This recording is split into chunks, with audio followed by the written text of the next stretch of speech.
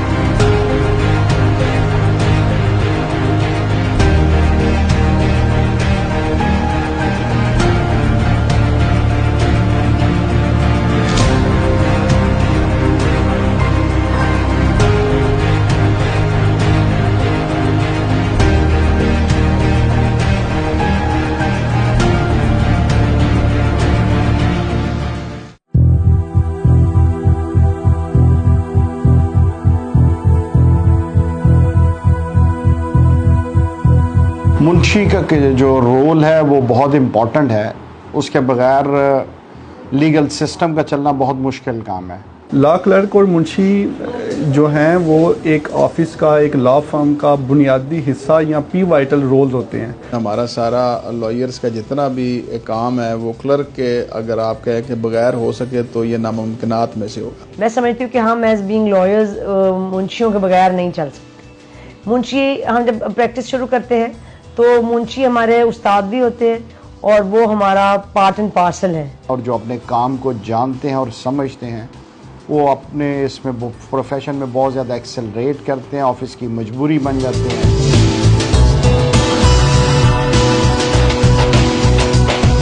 बुनियादी तौर पे जो क्लर्क का काम है वो फाइल प्रेपरेशंस का है।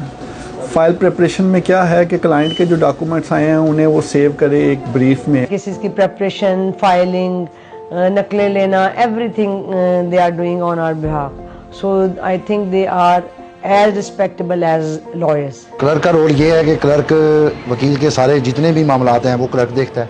हाई कोर्ट में केस फाइल करना, कोर्ट में हाजिरी लगवाना और बाकी मामलात सारे जो है नकल वगैरह बनाना, साइल को कोर्ट में लेके जाना, सारा ये क्लर्क का काम होता है। हाजिरी लगाना, डायरी को मेंटेन करना, वकील साहब को फाइलों की फराहमी करना, क्लाइंट के साथ कांटेक्ट रखना, तो मुंशी का एक कलीदी किरदार है इस पूरे सिस्टम के अंदर और उसका बड़ा अहम रोल है।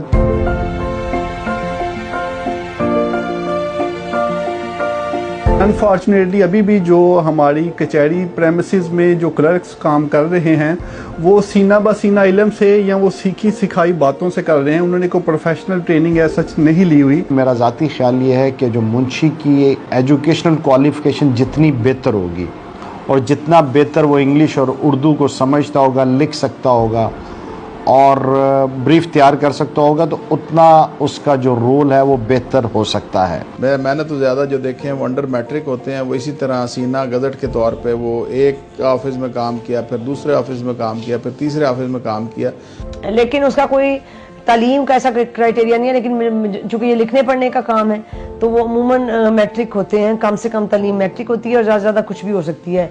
हमारे पास हमारे सिस्टम में कोई ऐसा निज़ाम मौजूद नहीं है जो क्लर्कों की तरबियत कर सके या उनकी कोई अहलियत फिक्स कर सके। ऐसे भी क्लर्क्स को मैं जानती हूँ जो मैट्रिक थे, लेकिन मैट्रिक हैं लेकिन वो लॉयर्स की रिसर्च जो है यानी सारी केस तो वो निकालते हैं, उनकी रिसर्च सारी वो करते हैं सो यू कैन अंडरस्टैंड के यानी कितने वो काबिल होंगे। पैरालीगल एक एसोसिएट डिप्लोमा होता है जो 2 इयर्स का है, जो मुख्तलिफ यूनिवर्सिटीज़ जो हैं वो पाकिस्तान में ऑफर कर रही हैं।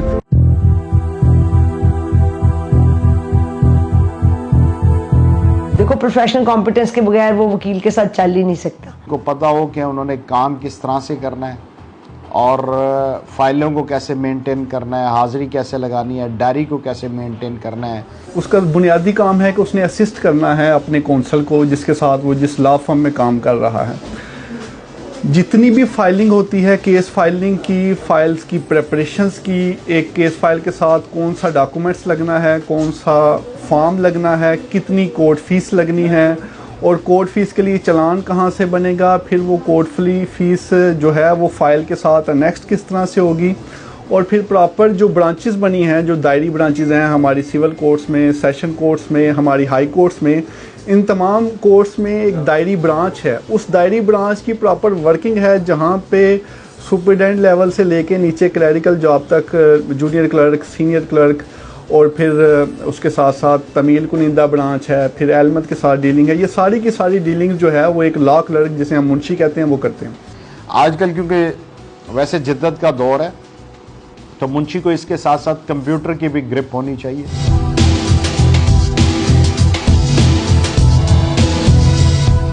जुडिशल अकेडमीज़ सिविल जजेस के हवाले से तरबियत कर रही हैं, जैसे हमारा पंजाब बार काउंसिल लॉयर्स की तरबियत कर रहा है। इस तरह क्लर्क बार एसोसिएशन के अंदर पंजाब बार काउंसिल के साथ एक ऐसा जॉइंट प्रोग्राम होना चाहिए कि जिसके अंदर क्लर्क्स की पूरे तरीके से ट्रेनिंग होनी चाहिए ताकि ये जो एक इम्पॉर्टेंट इनकी पोजीशन है उससे ज़्यादा फ़ायदा उठाया जा सके। एक चीज़ की हमें ज़रूर कमी है जो हम लॉयर्स के मुतल्लिक भी हम फील करते हैं कि एक प्रोफेशनल ट्रेनिंग की कमी है।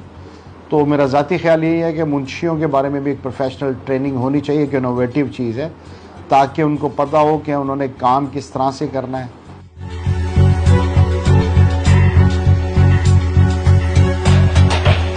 मैं आपको अपना एक्सपीरियंस बता देती हूँ। हमने तो हमेशा जो मुंशी है ना वो हमारे उस्ताद हैं। सच्ची बात है, हमने अपने मुंशियों से बड़ा सीखा है। मुंशी एक बड़ा वाइटल पार्ट है और उन्हें अपनी एसोसिएशंस भी बना रखी हैं और उसके साथ बिल्कुल कचहरियों के अंदर जो मैंने देखा है कि बहुत मुनासिब उनके जो है किरदार है। इसके अलावा एक उनके साथ जो एटीट्यूड है वो सबका अच्छा होता है।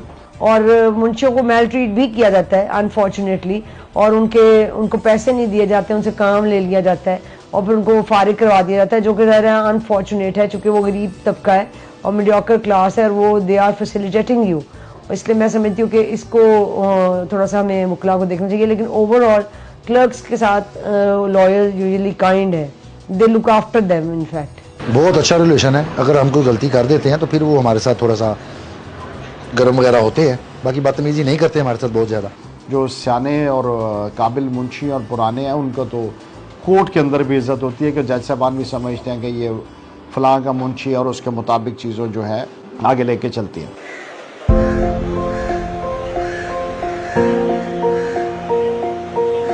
बात अगर ना हो तो वकील का तो एक दिन भी नहीं गुजर सकता। अगर आपको ट्रस्ट नहीं है अपने क्लर्क के ऊपर तो मैं ये सजेस्ट करूंगा कि ऐसे क्लर्क को अपने ऑफिस में ना रखें। यानी ये पॉसिबल नहीं है कि आप ये क्लेम करें कि आप बहुत अच्छे वकील हैं और आपका सारा काम जो है वो आप खुद ही करते हैं, मुंशी कुछ नहीं करता। इस तरह नहीं होता। ये ट्रस्ट का ही रिलेशनशिप है जो हमारा अपने क्लर्क्स के साथ होता है। और मैं समझता हूँ कि हम उसी एतमाद की वजह से बड़े लोगों के कीमती डॉक्यूमेंट्स उनके हवाले कर देते हैं, बड़े कीमती दस्तावेज़ात उनकी दस्तरस में होते हैं। तो ये सारी की सारी चीज़ें जो है मैं समझता हूँ कि एतमाद की बुनियाद पे ही कायम है। और उसी ट्रस्ट की बेसिस पे वो हमारे क्लाइंट्स को हैंडल करते हैं, हमारे केसेस को लुक आफ्टर करते हैं और हमारी फीसें भी इवन लेते हैं और उसको सारा दायरा है चूँकि वो हमारे साथ कनेक्टेड होते हैं। सो मैं समझती हूँ कि ट्रस्ट के बगैर ये रिलेशनशिप नहीं चल सकता।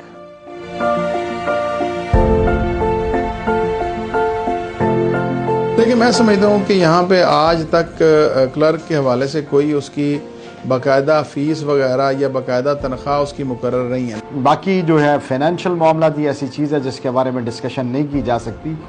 मगर देखें जो एरा है वो सर्विस का और जो बेहतर सर्विस देता है, आप एक लम्हे के लिए मैं आपसे सवाल करता हूँ कि आप सबसे बुरा प्रोफेशन ज़हन में लेके आए, उसमें भी सर्विस है। आप एक लम्हे के लिए दोबारा सबसे नोबल और अच्छा प्रोफेशन ज़हन में लेके आए, उसमें भी सर्विस है। अब तो ये टोटल आप पे, आपने कौन सा चूज़ किया। जब आप अच्छी सर्विसेज देंगे तो उसके अगेंस्ट पैसे लेंगे। वकील साहब को कभी वो क्लाइंट आके पैसे नहीं देगा बगैर किसी काम के ही पैसे मिलते हैं। बात तो सच है, मगर बात है रसवाई की कि नॉर्मली हमारे जो क्लर्क हैं वो इसी बात पे होते हैं कि नकलों की सूरत में, समन की सूरत में, इश्तिहार की सूरत में वकला अपने क्लर्क को ख़र्चा दिलवाते हैं और उस खर्चे पे वो अपना सारा का सारा उनका अमल दखल होता है और उसी से वो अपनी ब्रेड विनिंग जो है वो कर रहे होते हैं। The more you serve the more you earn the more you learn. हर वकील जो है वो मुख्तलिफ तौर पे हर एक अपना एक पर्सनल अरेंजमेंट है। कुछ लोग केसेस में से मुंशियों को कुछ परसेंटेज देते हैं, कुछ लोगों ने मंथली उनको लगाया होता है और कुछ पर केस के हवाले से अपनी मर्जी से परसेंटेज के बगैर खुले पैसे देते हैं और कुछ खुशी से ही कोई फीस बड़ी आ जाए तो वो वैसे भी दे देते हैं उनको उनके हिस्से के अलावा। सो मेजॉरिटी केसेस में मुंशियों का महाना लगा होता है, मंथली बेसिस पे वो आपके साथ काम कर रहे होते हैं। आपकी लर्निंग का प्रोसेस और आपकी अर्निंग का प्रोसेस, ये सारी चीज़ें इंटरलिंक्ड हैं। कम से कम वकील की फ़ीस के अंदर वो 2-4-5% वकील मुंशियाना की सूरत में होना चाहिए ताकि उनको एक बाकायदा तौर पे उनका रोज़ी रोटी का बंदोबस्त हो जाए।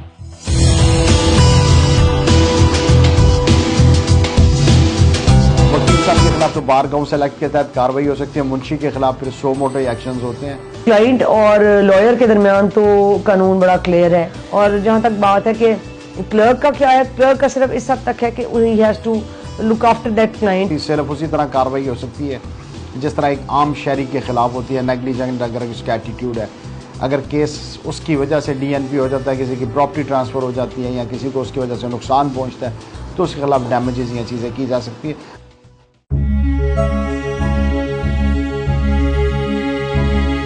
हाँ जी, बेहतरीन क्लर्क तो वो है कि जो आने वाले साइल का दिलो जान से बगैर विदाउट एनी लालच गर्ज उसका एहतराम करे, रिगार्ड करे। अदलिया के जजेस से लेके अमले तक क्लर्क भाई को रिस्पेक्ट करते हैं हाई कोर्ट में बहुत ज़्यादा। हमारे कई दोस्त हैं जिनको क्लर्की करते हुए 40-45 साल हो गए लेकिन उनके पास अपने मकान नहीं है। कचहरी में मुंशियों का कोई हाल नहीं है। इंजीनियर कॉलोनी है, वकला कॉलोनी है तो और भी कॉलोनियाँ हैं लेकिन क्लर्क कॉलोनी नहीं है। हम तो कहते हैं कम से कम हमारी इज्जत हो, हमारे पास हमारी वर्दी हो प्रॉपर किस्म की। अक्सरियत जो है ना वो क्लर्क को कह लो कि इंतहाई हकारत की निगाह से और लाइक ऐसे समझते हैं कि जैसे ये कोई वेरी लो लेवल तबका है। कई ऐसे भी क्लर्क है 50-50 साल हो गए वो अपना मकान नहीं बना सके।